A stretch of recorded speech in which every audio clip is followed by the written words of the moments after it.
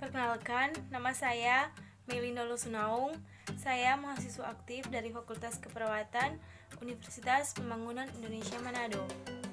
Nah, di video kali ini saya akan menjelaskan sedikit tentang pendidikan kesehatan tentang KMB atau keperawatan medikal bedah serta penyakit-penyakitnya. Nah, sebelum kita mengetahui penyakit apa saja sih yang ada di KMB ini, mari kita ketahui dulu apa sih itu KMB. Jadi, KMB itu adalah keperawatan medikal bedah yang pelayanannya profesional yang berdasarkan pada ilmu keperawatan medikal bedah yang berbentuk pelayanan bio, psiko, sosio, spiritual yang komprehensif yang ditujukan pada orang dewasa yang mengalami berbagai perubahan.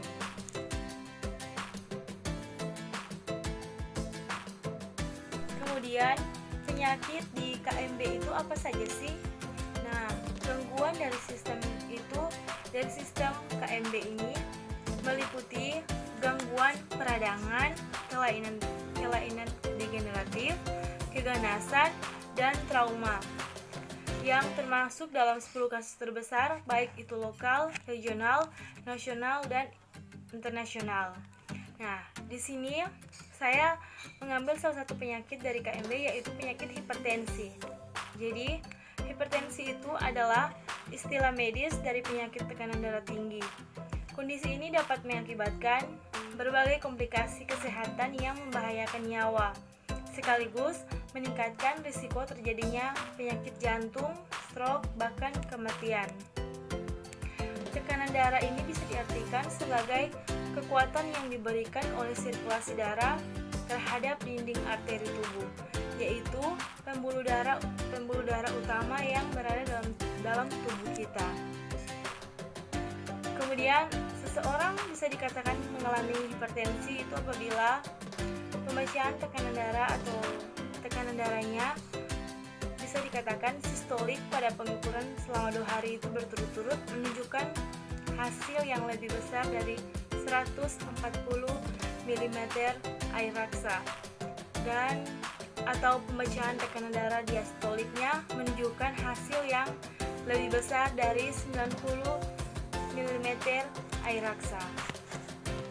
Nah, kemudian pengobatan orang yang terkena hipertensi ini, sebagian pengidap hipertensi harus mengonsumsi obat seumur hidup guna mengatur tekanan darah.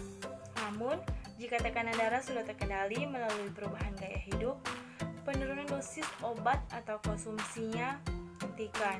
Nah, berikut adalah obat-obatan yang umumnya diberikan kepada para pengidap hipertensi, yaitu yang pertama, obat untuk kelebihan garam dan cairan di tubuh melalui urin. Itu pengidapnya rentan terhadap kadar garam yang tinggi dalam tubuh. Kemudian yang kedua, obat untuk melebarkan pembuluh darah sehingga tekanan darah bisa menurun.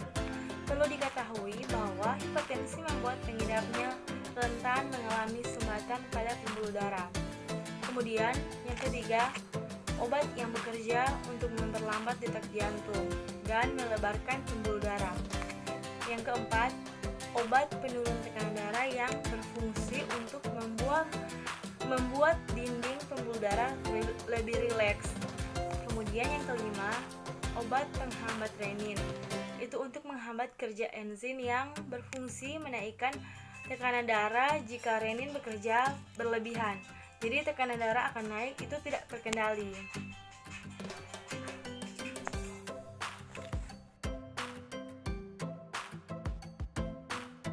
Tapi selain mengonsumsi obat-obatan, pengobatan hipertensi juga bisa dilakukan melalui terapi relaksasi, misalnya terapi meditasi atau terapi yoga.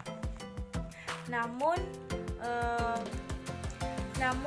pengobatan hipertensi ini tidak akan berjalan lancar jika tidak disertai dengan perubahan gaya hidup kita serta pola makan, kemudian pola tidur kita, dan juga sering berolahraga.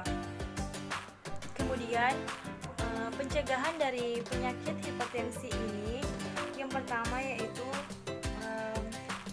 kita harus mengonsumsi makanan yang sehat, kemudian batasi asupan garam, kemudian mengurangi konsumsi kafein yang berlebihan, berhenti merokok, berolahraga secara teratur, menjaga berat badan, kemudian mengurangi konsumsi minuman yang beralkohol.